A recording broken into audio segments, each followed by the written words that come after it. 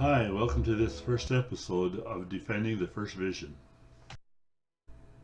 I'm going to be using my son Bruce here to help me on this treatment of Joseph Smith's first vision. He's got good insight and a good video voice and good video presence. He ought to be helping quite a bit in this version. Many people that aren't LDS accuse Joseph Smith of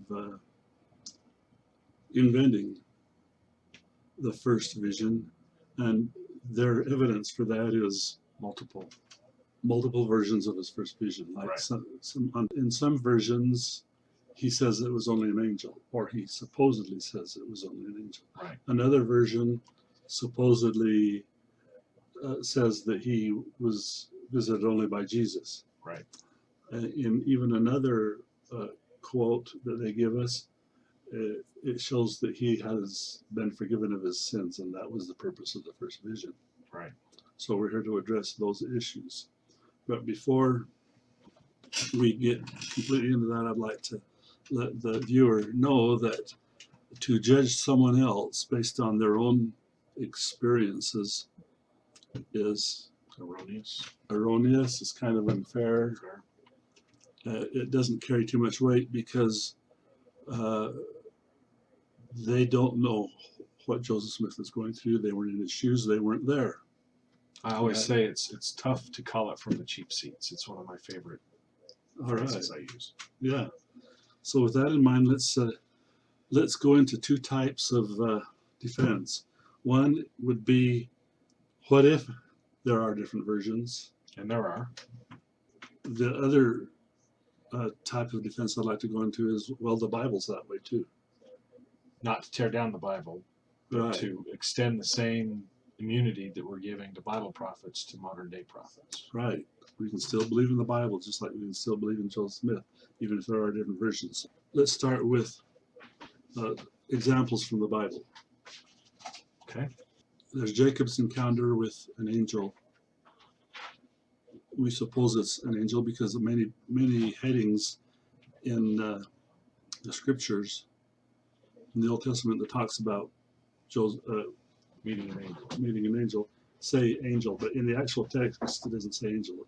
In one place it says man, and another place it says God. But was it God or was it a man? Yes. Two different. Let's look at this graphic here that'll show us this. Okay, this first half here is Jacob's encounter. The red parts show the inconsistent parts. And there wrestled a man with him until the breaking of day. Okay, that's all I need to know, right? He wrestled a man. Right. Verse 28. And he said, thy name shall be called no more Jacob, but Israel, for as a prince thou hast power with God and with men, and hast prevailed. We assume Presumably against God. We're assuming that's referring to verse 28, right? Okay. It doesn't mention anything else. Right. Verse 30. And Jacob called the name of the place Peniel, for I have seen God face to face. Now that's a clear reference to seeing God at a place named for God. Yeah. In my opinion. So which one are we to believe, or can we believe I think both? it's between 24 and 30. Did he wrestle a man? Or did he Or wrestle? did he see God? And Yeah. It doesn't say that he wrestled God, so there could be some disparity there. But the point is can you take each of those references at face value to the exclusion of the other? Right. And that's probably what they did with Joseph Smith. He said something in a different way each time he counted his vision. And he was at different points in his life. Right. He was stressing different things that he wanted to explain to the recipient of his knowledge. Okay, let's go to Paul's encounter with an angel. Acts 9:7. And the men which journeyed with him stood speechless. Now I've drawn a little line here, going down to the other one, where it says, and when we were all fallen to the earth. Stood versus fallen. Right. Interesting. Okay. Now, the green part that's italicized hearing a voice. We go to the verse 9, which is italicized also, and they heard not the voice of him. Do you know Respect all to this me. religion stuff's crazy anyway, right? Yes. Sorry. I mean, what else are we to think when we see these things? Now, the blue type. Notice that in both Acts 9:7 and 22:9, when Paul asked, "What shall I do?" the angel says, "Go into the city and it'll be shown unto you what you should do."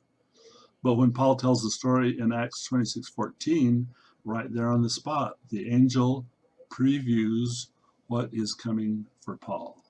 Not going to the city. He doesn't tell him to go into the city. He So which previews is right? there. Yeah. That's called biblical precedent.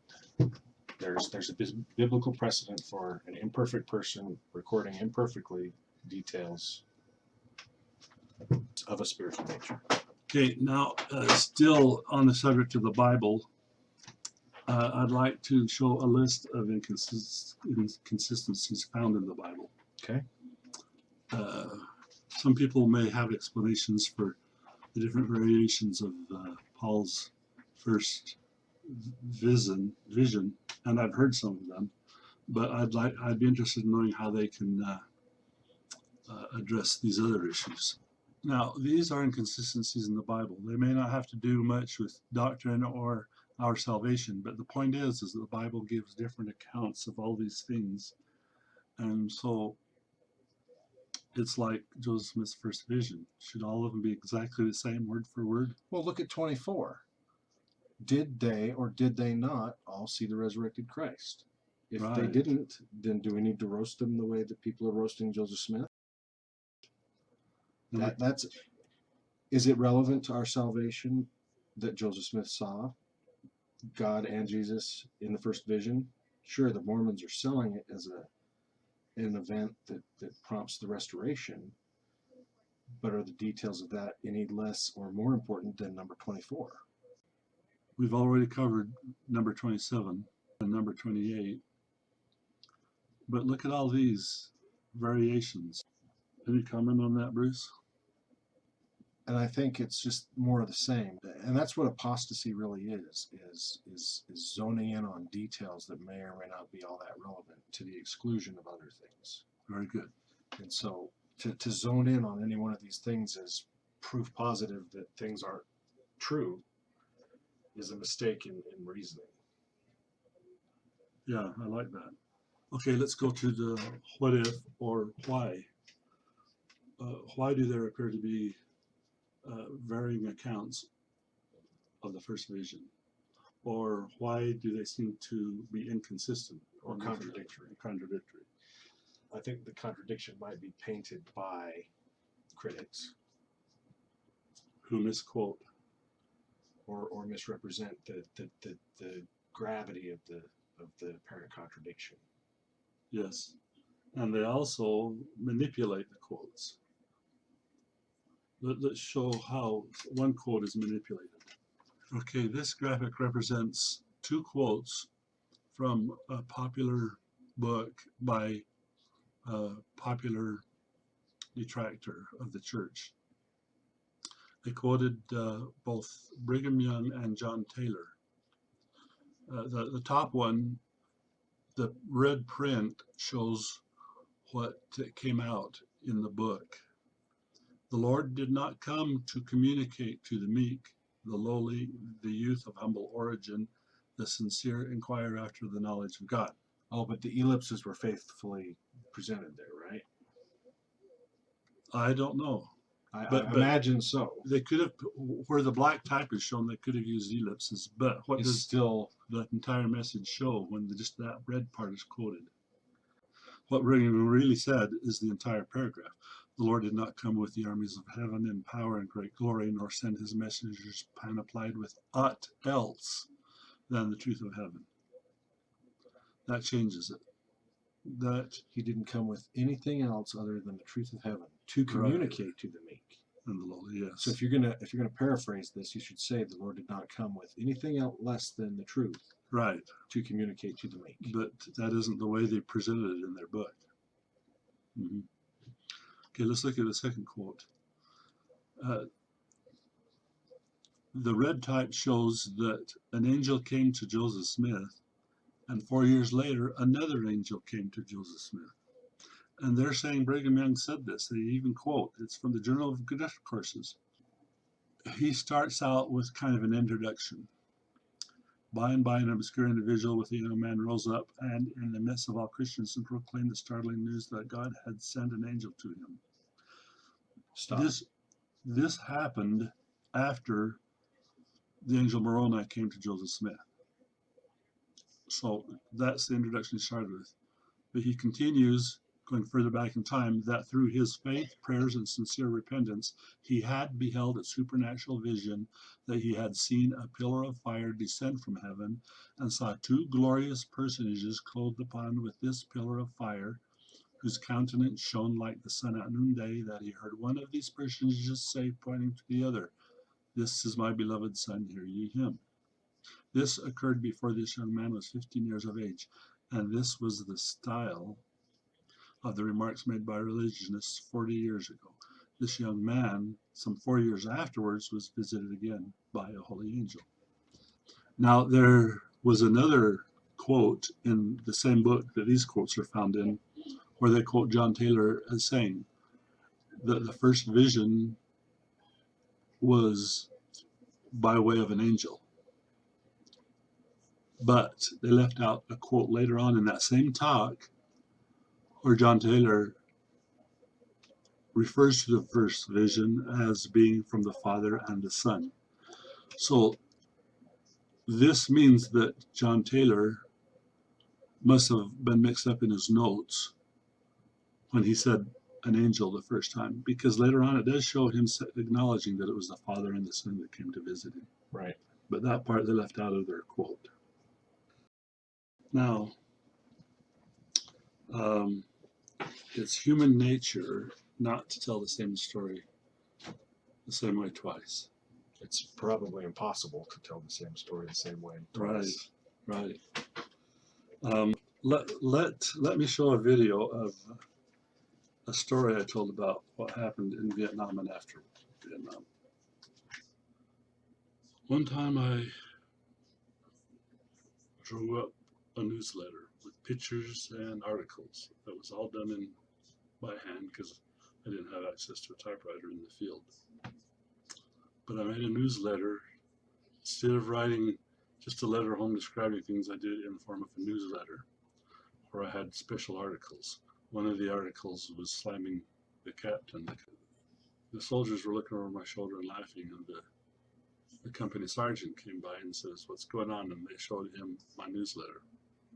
And he laughed and said, "I'm going to show this to the captain. He'll get a kick out of that." And I thought, uh-oh. And later that night, it was payday. And the captain put up a tent so that we could salute him in asking for our paycheck. The reason I say put up a tent is because if you're in the field, out in the open, you don't salute a captain in a war zone because the enemy might be watching and they'll single him out when they want to fire their weapons at us because they don't want us with direction and leadership. But anyway, he put up a tent. So as I entered the tent and asked for my paycheck, I saluted him and says, "Specialist Richardson, reporting for pay, sir." And you're not supposed to lower your hand until the captain raises his to salute you back. And he didn't give me the return salute. He tapped my paycheck envelope in his hand and said, "Well, Richardson, it looks like you had some fun with me." And my response was, "Freedom of the press?" And he kind of chuckled and says, "Roger that." And he handed me my paycheck. And so I thought, no, this guy, should I have done that? Is he going to send me on a one-man ambush or something? And that's what happened later that night. He sent my platoon on an ambush. But he sent us in the wake of another platoon that was sent in the same place on an ambush. The first platoon that he sent was given instructions to shoot at anything that moved. When our platoon came along, by the way, the platoon leader said to the captain before we left, "Are you going to notify the others that were coming?" The captain said yes. But when we got to the ambush site, the first platoon didn't recognize us and they opened fire on us.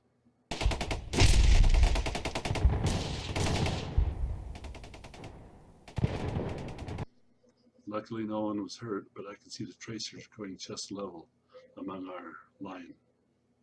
But we all hit the ground and started preparing for retaliation. But at this same time, the platoon leaders of my platoon were yelling, "Cease fire! We're GIs!" so it was resolved. But I was thinking, did the captain do this on purpose because of my winning the war of wits with him? And after I told that story to my family, he says, "Man, you've got to tell the high ups about this story. You've got to get some justice here." So in order to get the story right, I went to my journal because I kept a detailed journal while I was in Vietnam. In fact, most of my life I kept a journal. I went to my journal and reviewed the story. Well, Watch part 2 to discover the shocking revelation in my journal.